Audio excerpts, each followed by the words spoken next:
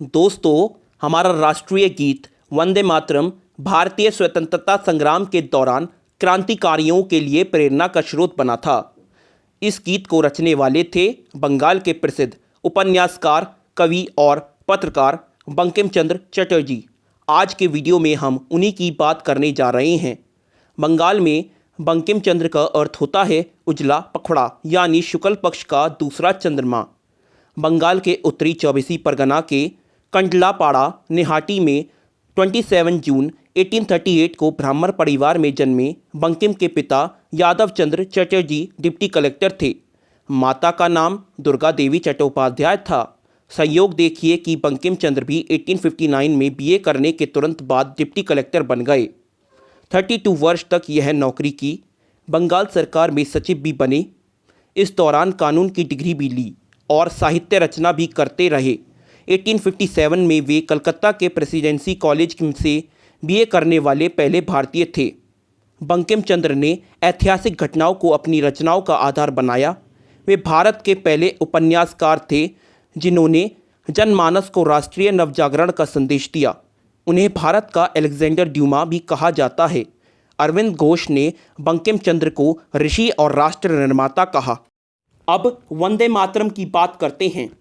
कुछ लोग वंदे मातरम का इसलिए विरोध करते हैं क्योंकि यह उस सन्यासी विद्रोह से जुड़ा है जो बंगाल में मुस्लिम शासन के खिलाफ हुआ था। लेकिन बंकिम चंद्र ने वहीं लिखा जो इतिहास में घटित हुआ। निजी जीवन में वे हिंदू मुस्लिम एकता के पूरे हिमायती थे। उन्होंने अपनी पत्रिका बंग दर्शन में लिखा है कि बंगाल की भलाई के लिए जरूरी है कि हिंदू मुसलमानों में एकता हो। अपने उपन्यास राजा सिंह में भी बंकिम चंद्र ने लिखा है कि हिंदू होने से अच्छा नहीं होता, मुसलमान होने से ही खराब नहीं होता, अथवा हिंदू होने से ही बुरा नहीं होता, मुसलमान होने से ही अच्छा नहीं होता, अच्छा बुरा दोनों में बराबर ही है। ऐसा बताया जाता है कि सन्यासी विद्रोह के दौरान विद्रोहियों ने ओम वंदे मातरम का नारा लगाया था।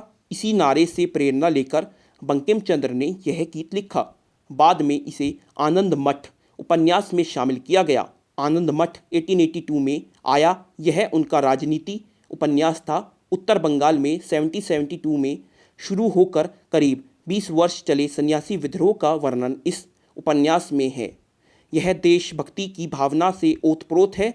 उनकी सबसे उत्कृष्ट कृति मानी गई। वंदे मातरम गीत को सबसे पहले 1896 में कांग्रेस के कलकत्ता अधिवेशन में गाया गया था। बंगाल साहित्य में जनमानस तक बैठ बनाने वाले बंकिम पहले साहित्यकार थे। इससे पहले बंगाल के साहित्यकार अंग्रेजी या संस्कृत में लिखना पसंद करते थे। अंग्रेजी के जानकार होने के बावजूद बंकिम चंद्र का इस भाषा से ज़्यादा मोह नहीं था। युवा अवस्था में जब उनके एक मित्र ने उन्हें अंग्रेजी में पत्र लिखा तो उन्होंने बिना पढ़े ही वह पत्र लौटा दिया और साथ में लिखा था, अंग्रेजी न तो तुम्हारी मातृभाषा है और ना मेरी। 1872 में बंकिम एक मासिक पत्रिका बंग दर्शन का प्रकाशन भी करने लगे थे। बंगाल में बंकिम चंद्र और शतरंज चंद्र चट्टोपाध्याय ही ऐसे साहित्यकार हुए जिनकी रचनाएं सभी भारतीय भाषाओं में ट्रांसलेट हुईं और बेहद लोकप्रिय भी हुईं।